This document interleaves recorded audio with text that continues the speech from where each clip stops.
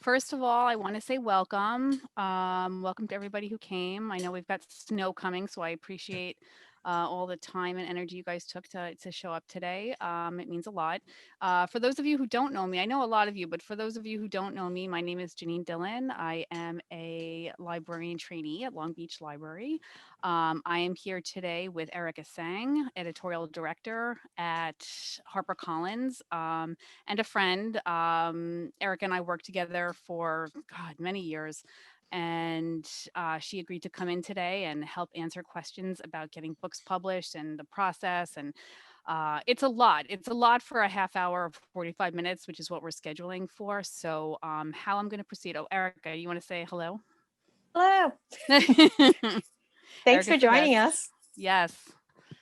Um, so I think between the two of us, we've worked in publishing for over 20 years, right? Oh, please don't count. Don't I count. won't count. I promise I won't count. Anyway, I will get started. I'm going to do a short presentation on sort of the process. So if you have, I'm not sure what your level is. So this is kind of like an intro session, but if you have a book, I'm kind of assuming that you're either working on one or have one that you want to be published.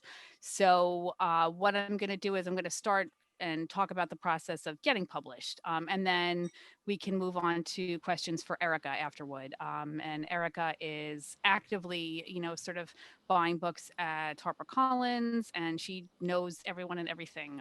So I'm just going to take you You through the give me too much basics. credit. No, I do not. She has some fantastic authors. I'll show you some of her books at the end of the presentation, okay? All right, so this program is about traditional publishing 101. So that's publishing with a traditional publisher like HarperCollins or like Macmillan or Simon and Schuster. It's very different from other forms of publishing like self-publishing and digital publishing. And we won't be covering ground in that today. If you guys are interested, we could do another program on that. But for now, this is just, literally getting a publisher to make you an offer on a book and going there. So let's move on. So I'm starting here because I think it's important that the process is followed for submitting a book to a publisher or an agent to get published. I have a couple of books on the screen here. You can see they're a little bit cut off, but you can see Stephen King's Carrie is in here, John Grisham's A Time to Kill, Harry Potter, Catch-22, Chicken Soup for the Soul. What all these books have in common is that they were all rejected on the first time they were sent out to publishers. Um, A Time to Kill was John Grisham's first novel. It was rejected by every single publisher he sent it to. He was then dumped by his agent, and he tried selling the book out of the trunk of his car, and unsuccessfully, but he didn't give up. He kept writing. He was actually working on his second book, even while it was getting rejected across the board. Stephen King's Carrie, and Stephen King is, sort of incredibly resilient. He's met with a lot of rejection in his career. He actually threw Carrie, the manuscript, in the garbage after he got rejected from every publisher. The only reason we still have this book to this day is that his wife fished it out and saved it from getting tossed in the trash. Um, Same with Harry Potter. You guys have probably heard the Harry Potter story, rejected by 12 publishers. And as I understand, I think a young girl read it, the daughter of a publisher, and that's the reason it ended up getting published. Catch-22, nobody found it funny. Chicken Soup for the Soul actually wins for being the most rejected book of all time, 144 rejections, which I thought was pretty amazing. And there are examples and examples and examples of this. So I think I just want to start off by saying that resilience is extremely important in publishing. You will probably get rejected by a ton of publishers before you get picked up by one or agents. So don't be disheartened. I think the most important thing is to keep writing, keep writing, keep writing, and keep reading. Okay, so right now I have congratulations, you wrote a book, now what? So we're working here from the assumption that you have a working manuscript, you want to send it out, and you don't know what to do next, okay? So the first question you want to ask yourself is your book really ready? I've heard a lot of people, they've asked me, well, my book is, it's like a work in progress, it needs some work. I think I want to send it out now, and then just have an editor help me shape it. So the truth is that publishing isn't really like that anymore. And I say here on the screen that Maxwell Perkins doesn't exist anymore. For those of you who don't know Max Perkins, he was sort of this famous editor. He edited Hemingway. He edited F. Scott Fitzgerald. He edited Thomas Wolfe. He's actually known for rewriting some of their work, and also Wolfe in particular, known for being extremely prolific, sent in a manuscript that was over 1,000 pages that Max Perkins sort of systematically helped him restructure, edit, cut, till it became Look Homeward Angel, which published in 1929. Um, the truth is that most editors don't have time for this anymore. So when you send in your manuscript, especially if it's fiction, and that's an important distinction here. If you're sending in a novel, especially if it's a debut novel, make sure it's perfect, perfect for you, in a state where you feel like you feel confident in sending it out. If it needs structural work, if it needs, other things that you feel like it's not ready yet, don't send it out yet. Wait until you have one chance. Let me move on to the next slide, but you get one chance to wow, really, when you first send something out. So have it be ready. And as much as I think as editors would like to help, we just can't. If they see something that needs a ton of work, it will probably get rejected offhand. Okay. So say your book is really ready and you feel like you're ready to send it out. I put up at the top, if it's fiction, get an agent. Most major publishers don't accept unsolicited fiction submissions at this point. Most don't accept unsolicited nonfiction either. This includes the big five, HarperCollins, Penguin Random, Hachette, Macmillan, and Simon and Schuster. Soon to be the And big four. well, soon to be the big four. Yes.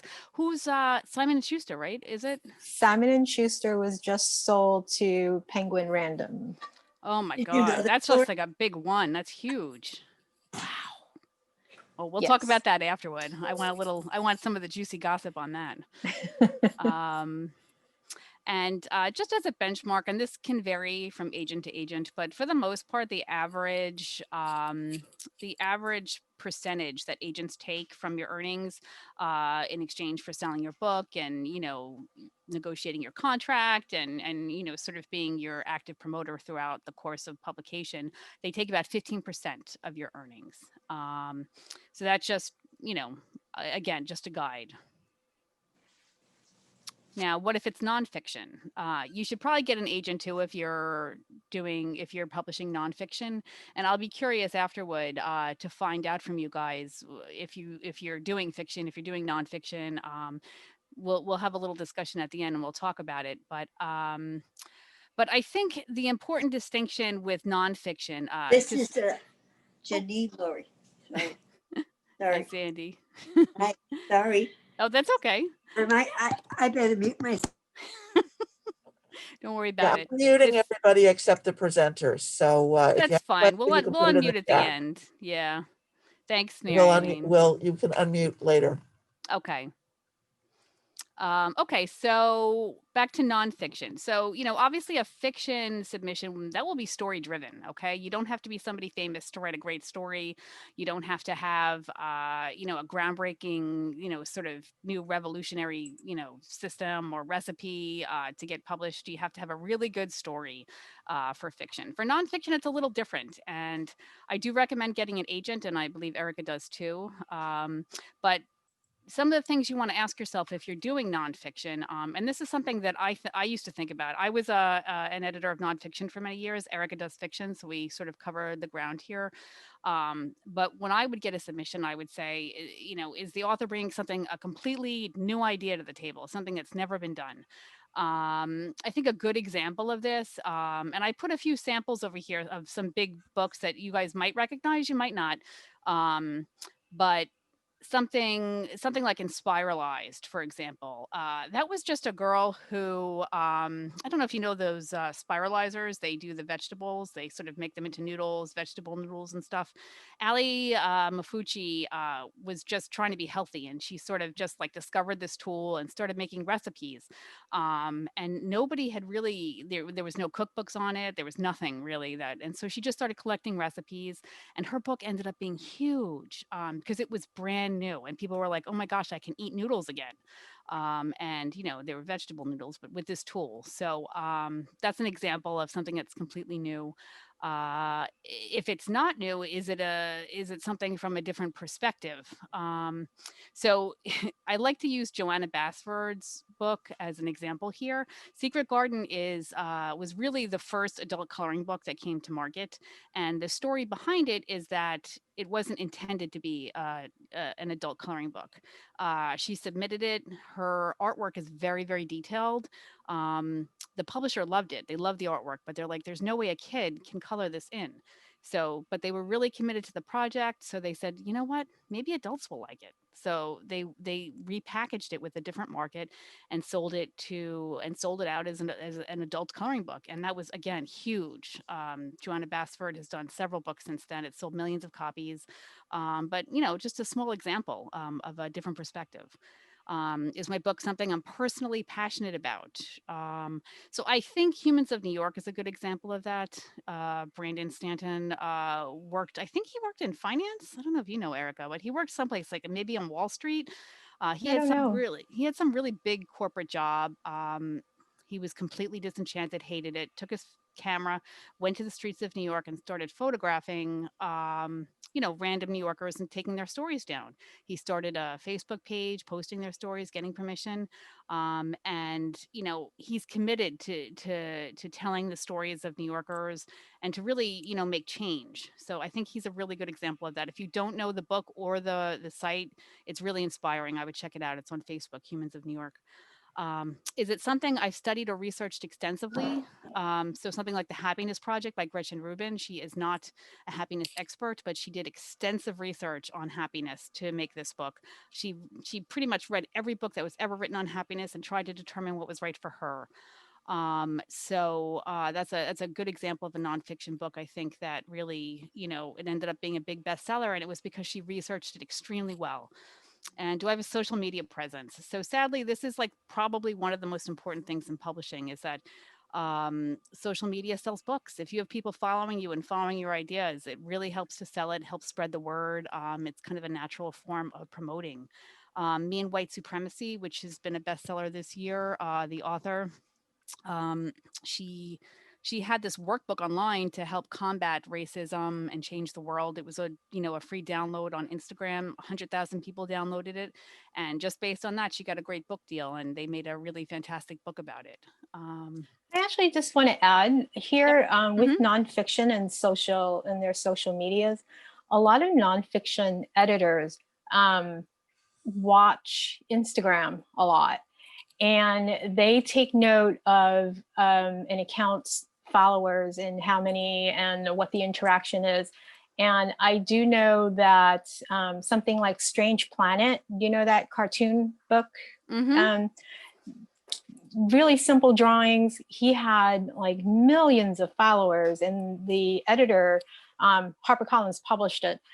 The editor was just watching that Instagram account and just brought the project to the table, and everyone just absolutely loved it. And it was really because of his Instagram account and all the followers that really got him that deal. Mhm. So yeah, social media is really, really important when it It's comes to extremely important. nonfiction. Yeah. And I think there are some houses. I know that Hay House, which is sort of a mind, body, spirit, new age kind of publisher, they're really leaders in the field. I know that they have sort of a bare minimum they expect from authors that come in.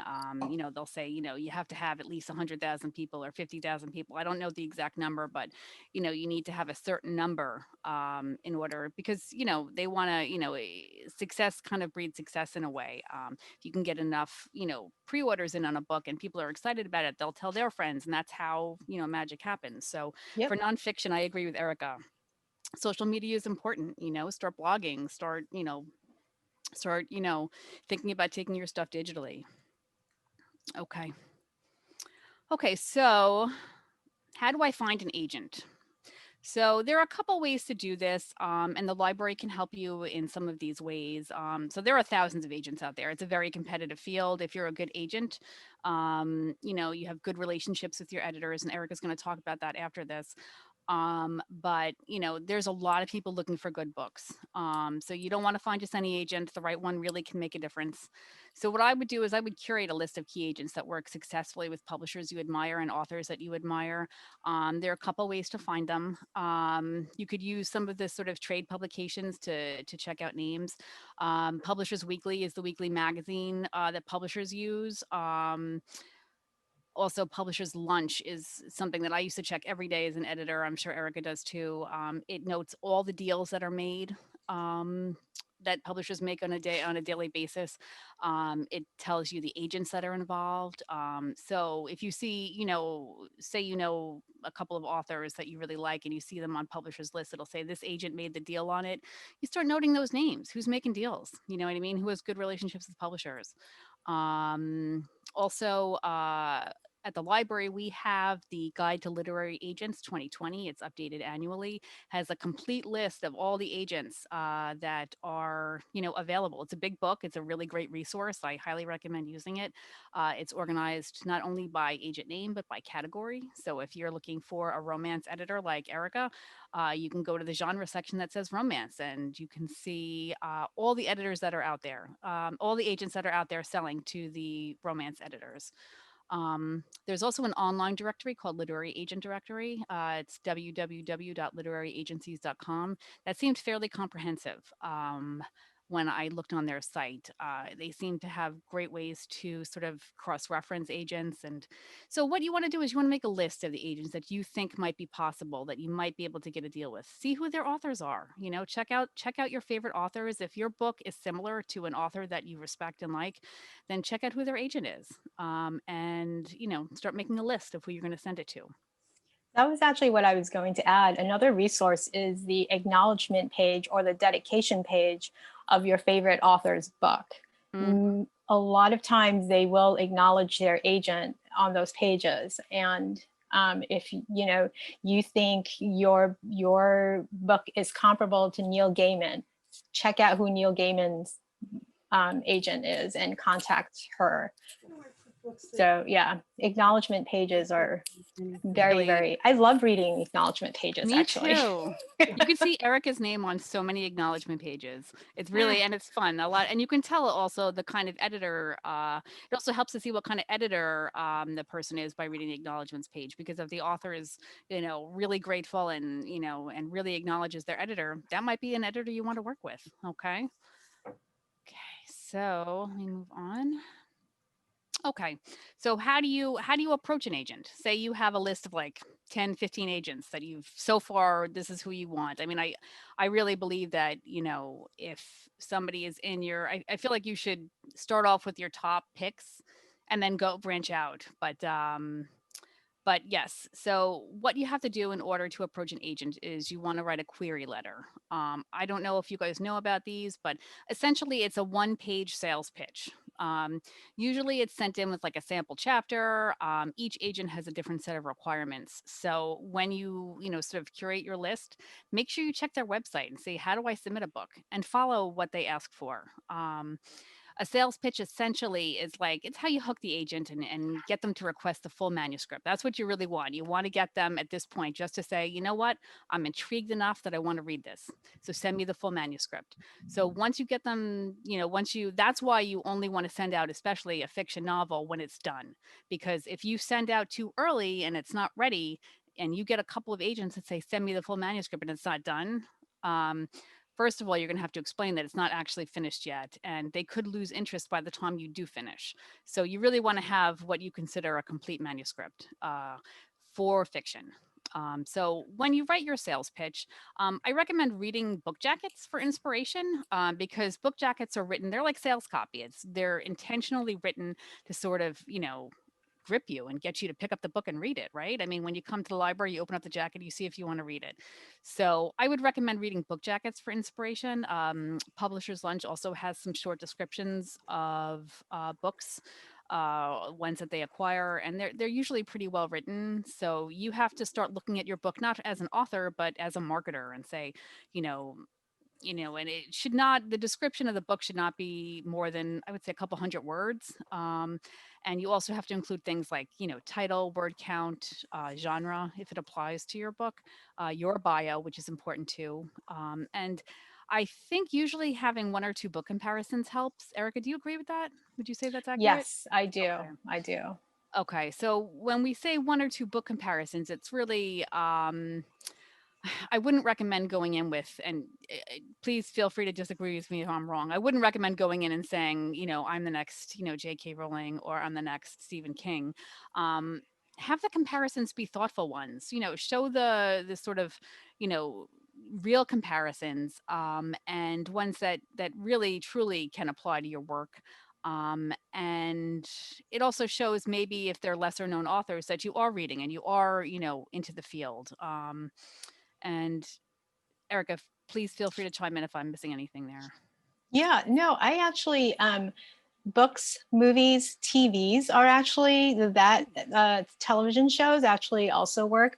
I Great. recently had a book where I was marketing it as Rear Window meets Get Out, the movie, Mm-hmm. right? And Wow. one of the one of the reviewers actually picked up on that and said, if those two movies, if Get Out and Rear Window had a book baby, this would be it. I thought that Wow. was like a really fun line. Mm-hmm. I've heard that before, that, especially if your work doesn't directly relate to one author or one particular book, that maybe you say it's this meets this. I've heard that's a really effective way Yes. to get people to recognize, what kind of book yours is in a page, because it's hard to describe a whole novel on a page. But that's sort of a general introduction to query letters. There are whole courses designed to help you write it. There are books that can help you write it. So we'll go through some of those at the end.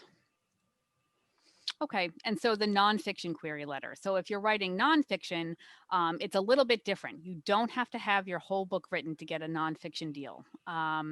What you do have to do is you have to send in a sample. So say you're doing a cookbook, right? I published a lot of cookbooks in my time, so forgive me for these examples. But you'll wanna have a book proposal and say a table of contents along with a few sample recipes. That way, you're not committing to it. To me, it's easier because you don't have to commit to writing the entire book, but you're giving a pretty good sample of what the book would be. And a book proposal, it's a little bit different because you're not talking about the story really. So the kind of things you want to target in a book proposal, and again, there are samples of this online, and I'm happy to help you find them if you need. But the target audience is important. So if you're, doing a book on, making smoothies for your kids, the target audience would, be moms. So you want to be specific, and you can't say everybody. You want to have a very particular audience in mind because that's going to be important when you write it. Your credentials are important, especially important in nonfiction, because if you're not a mom, or you're not I don't know, a chef, or you don't have any culinary experience, why would people want to buy your book? So you really want to, make the case for why you're the person that should write this book, and what you've done to get to this place where you've developed all these recipes. So I always say, and this is really how I determined if I was going to publish a nonfiction book. I would ask the question, why do we need a book on this? Like, especially like, because there's so many books that are getting published every day. Is this going to solve a problem? Is this going to help people's lives? Is this something that is a revolutionary new idea? Discover the hook of your book, and you want to make sure you get that into the proposal. Okay, if you're going to save like, if you just bought an Instant Pot, right, and you need to know how to use it, and you need a selection of healthy recipes for that Instant Pot, that's a big deal. So that's a good hook. This is healthy eating. This is a book that people are going to need because they got this $100 Instant Pot for Christmas, and they need to know how to use it. So that's just an example, and there are tons of these, and we can talk through some of them if you guys have questions about it. So other reasons agents might take notice of your proposal. So as we talked about before, notable social media presence is really important. If you have an email list, that's important. If you have a certain number of people subscribing to your YouTube channel, that's important. And that should be front and center on a query letter. So if you have something that publishers want to see, or something like a big social media presence, you definitely want to put that front and center. If you've been referred or endorsed by another published writer, an editor, a celebrity, any of those things, again, front and center on a query letter. And as I mentioned before, if your book fills a need or solves a problem, particularly with nonfiction, if you could do these recipes in 30 minutes, that's a good hook. Nobody has time anymore, so I do love those time books in nonfiction. I was always a sucker for those. If you have a history of success in your field or area of expertise, again. And this is something I told every single author I worked with. Now is the time to call in favors. So if you have somebody that does, maybe your social media isn't huge, but you have a friend who has a huge social media account, or you know somebody who, I don't know, is in charge of a huge group that has a mailing list of 10,000 and is willing to support you, all these things, you call in your favors, because you only get one shot, right? So if you know, the more people you know, the better off you might be. So yes, ask your friends for help. You got to be a self-promoter. Okay, but you also have to be a rule follower. So at least with submissions. So make sure you check what publishers and agents, if you're approaching an agent, make sure you check their website, follow the requirements. If they want, Times New Roman double space, just do it. You want to make it as easy for them to read as you can. Personalize the submissions if you can. Erika noted before that, if you like Neil Gaiman, check out his agent. And when you write to them, say, I'm a huge fan of this book. I know you're the agent behind it. That's why I'm writing to you directly. But make it a thoughtful personalization if you can. Agents may ask you for changes before they agree to represent you. If they do and you find the changes reasonable, you should go ahead and make them, and do it on time and in a schedule. We all have very short attention spans. At least I do. No, that is so true. It's so true. Like what sounds good one day might not sound good another. A lot of books is timing. A lot of publishing is all about timing. So what happens after you get an agent? You might have to make changes again. You'll need to sign a contract. You will work with your agent on developing a book proposal to help sell your book to publishers. You'll probably have, a lot of work, but you'll be doing it together with somebody who knows. And then the agent, when it's ready, will send out the book and proposal and manuscript where appropriate to publishers. And if a bunch of publishers are interested, you might have an auction, which is a place you really want to be at, because that means more money for you. Okay. Now, will having an agent definitely get you published? Unfortunately, no, but you do stand a much better shot. Okay, so on the off chance you don't get a book deal and you don't get an agent or something, do publishers accept unsolicited submissions? And yes, some of them do. There are a lot of smaller ones. I personally love Chronicle Books. They do a lot of great quirky nonfiction. Quirk is great too. For children's, Holiday House, Seven Stories Press. So I listed a bunch of them here. You want to go to their website again and check their submissions guidelines before you send it in. Always follow the instructions. You will likely get a much smaller deal if somebody picks you up at one of the smaller publishers. I'm sure you guys probably know that already. And always review the contract before you sign. Erika, please jump in if I'm missing something here.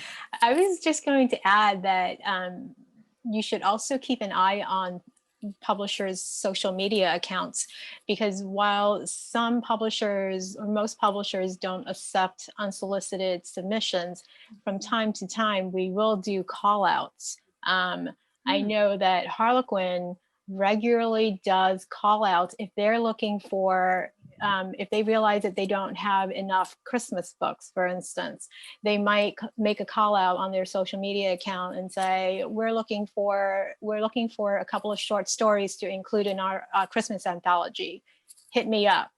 I know that we've done on HarperCollins, people I work with, we've had ideas about certain topics, and we actually put it out on Twitter. I know one of my colleagues did that about, she was reading something, a World War II historical, and she got an idea about something, and she put it out there on Twitter saying, I'm looking for someone to write this. And she got a lot of submissions. She actually ended up acquiring debut author. She had no agent. She just submitted an idea and some sample pages, and we acquired her. And I think her book comes out this summer. That's great. Forgetting what it was. It's something like soldiers, women soldiers, Black soldiers, mail carriers. That's what it was. Female mail carriers, Black women during World War II. Wow, that's I forget what the incredible. title is now. I'll have to look this up. It's like sisters in arms or soldiers or something. I have to look this up. But yeah, so a lot of editors do that from time to time. A lot of publishers do that also. That's a great idea. Right. Social media. Just to interject from the other side of that, I've seen on Twitter a lot of things recently. If you belong to some kind of marginalized group, I've seen a lot of things recently. They say we're looking for things by Black authors, by trans authors, by disabled authors writing about either, sometimes it's for an anthology or magazine, sometimes it's, actively accepting submissions for the next 2 weeks from Black, lesbian, disabled romance novelists. And if that fits you, then by all means send it in. But there's all kinds of things. Yes. Okay. Well, that's something I hadn't thought of, but what a great idea. So definitely follow all these publishers. There's not, especially the big ones for the call outs, because that's a great opportunity. That means they Sisters in need something. Arms. That's the title. Oh, that's a good title. Sisters in Sisters Arms. in I like that Arms. title. Is that one of yours? No, it's one of my colleagues. Okay. Okay.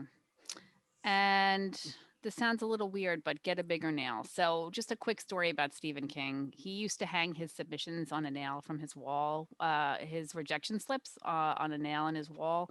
And the nail got so overloaded that it fell off the wall. And his advice to every writer out there is to get a bigger nail and, get, I guess, a little bit of thicker skin because, the rejections are going to come, but it doesn't mean you should give up.